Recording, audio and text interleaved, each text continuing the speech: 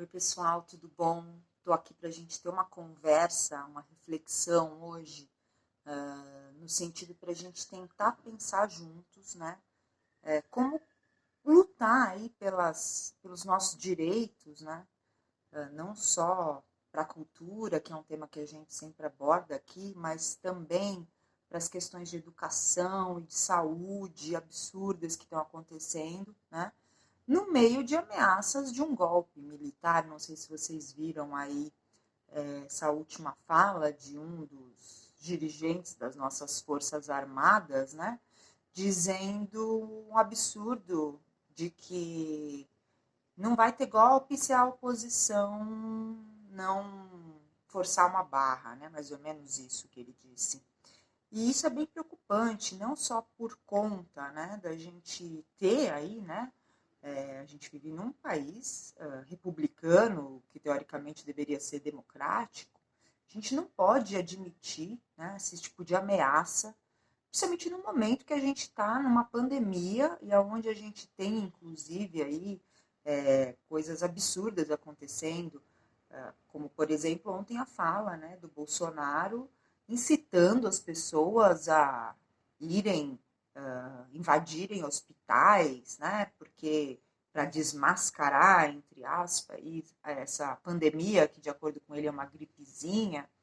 E então é bem complicado. Eu quis trazer essa reflexão hoje para vocês, porque é aquela coisa, né, daquela expressão, né? Parece que a gente está num mato sem cachorro, mas é um mato bem difícil, né? Um mato tá alto, na verdade. A gente está vivendo uma situação meio caótica, né?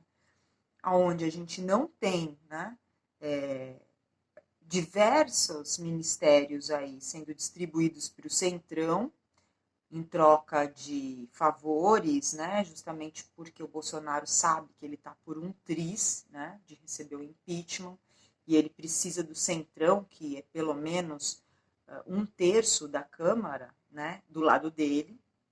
Por um outro lado, a gente tem aí esses processos todos de cassação da chapa que estão tramitando no TSE e no STF, né? São 6 processos, não é pouca coisa.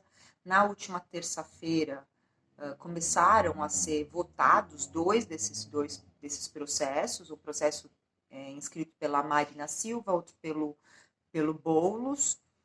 Porém, após o início, né, da votação, a gente chegou a ter 3 votos a 2 a favor, né, do início da investigação mais apurada, porque, na verdade, o que eles estão votando é que, de fato, as investigações passem para um outro patamar, né, para uma nova instância.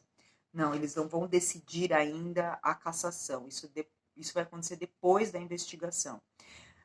Porém,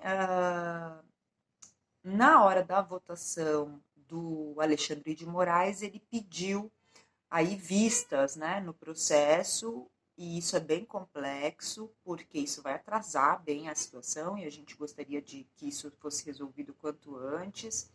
Com certeza ele tomou essa atitude até pelas ameaças que ele vem recebendo aí do lado, né, dos militantes de extrema direita que estão pressionando ele bastante.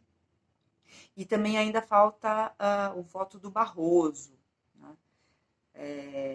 A gente tem pressa, principalmente porque em outubro deve acontecer a nomeação dos novos ministros do STF, e é muito importante que a chapa, né, Bolsonaro-Mourão caia antes, né, disso.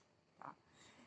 Há diversas evidências, há diversas provas, inclusive o processo que corre no STF, né, que é um pouco mais que não é apenas, né, relativo à eleição, ele é relativo a diversas denúncias, ele pode ser uma esperança nesse sentido, né?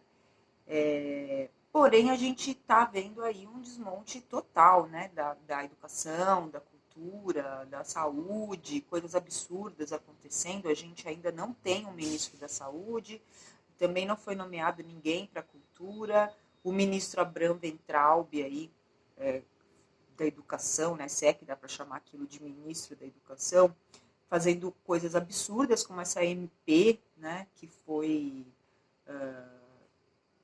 aliás, esse decreto, né, assinado por eles no calada da noite, para que o Weintraub pudesse ele mesmo nomear os reitores das universidades, né?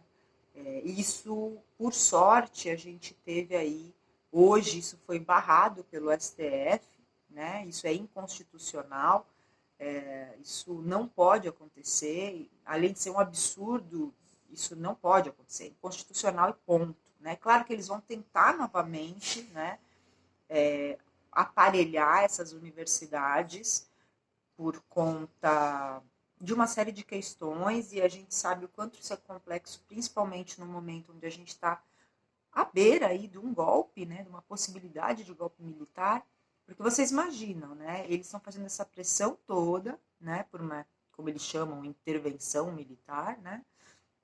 Imagina se com isso ainda a gente tivesse reitores militares, né, nomeados por eles. Aí vai ser uma chacina dentro das universidades, né?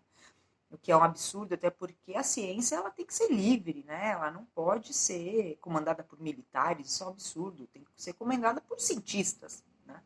Como sempre foi, né?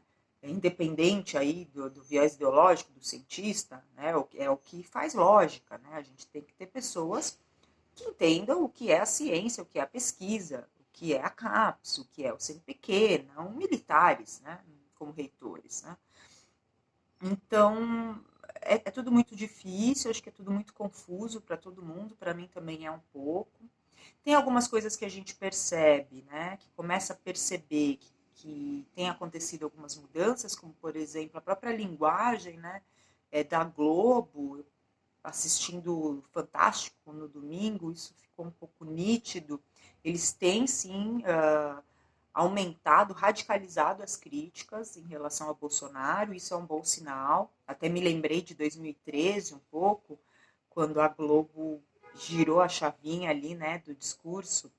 E é muito louco, porque parece que eles estão querendo se redimir, né, entre aspas, né, do apoio ao golpe, a Dilma, porque realmente a matéria que fizeram sobre as manifestações, a matéria que fizeram sobre o fascismo foi bem importante ali. É claro que a gente sabe que os Minions mesmo, eles não assistem a Globo, né? Eles assistem a Record, que é uma TV já totalmente aparelhada aí, né, pelo Bolsonaro, e o SBT, né, que são TVs que a gente vê aí realmente a baixíssima qualidade dos programas, são programas bem com uma qualidade bem duvidosa, né? E aí a gente, inclusive, consegue justificar, né, por que os Minions gostam tanto aí do SBT e da Record. E agora mais essa, né, também, que essa semana o genro, né, parece que o genro do Silvio Santos foi nomeado ministro da comunicação, né? E isso é uma coisa absurda, e a justificativa que o Bolsonaro deu é que ele deve entender de comunicação por conviver com o Silvio Santos. Como assim, gente? Comunicação é uma coisa extremamente complexa. Quem estuda, né, comunicação sabe disso, né? Porque isso tem a ver também com gestão pública. Não é simplesmente entender de TV, né? É, eu mesma já trabalhei muito tempo com comunicação, mas até aí ser ministra de comunicação, apesar que eu acho que eu seria bem melhor ministra de comunicação do que esse cara aí, né?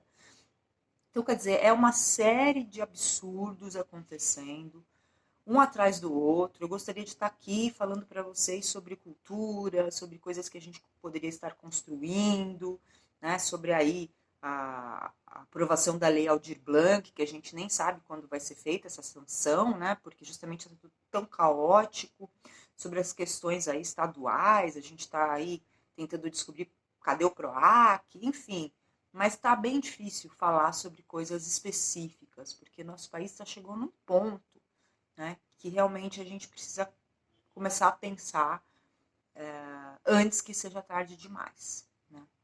E tentar entender a coisa por um lado muito mais amplo do que os absurdos que o próprio Bolsonaro tem falado para a gente, né? A gente tem que olhar além. Bom, por enquanto é isso, essa reflexão. Se você gostou aí, curta, né? Ajude a reverberar isso. E continuamos na luta, né? É o que nos resta. É isso aí. Força para vocês. Tamo junto.